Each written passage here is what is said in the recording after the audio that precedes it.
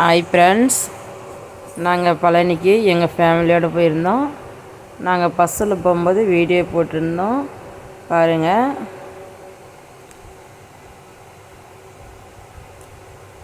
அப்புறம் பழனி வந்துட்டோம் பாருங்கள்.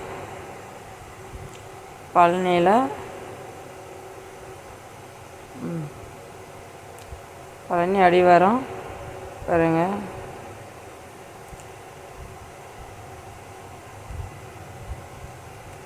இங்கே பாருங்கள், நாங்கள் வந்தோடனே இந்த விநாயகனை கும்பிடுவோங்க.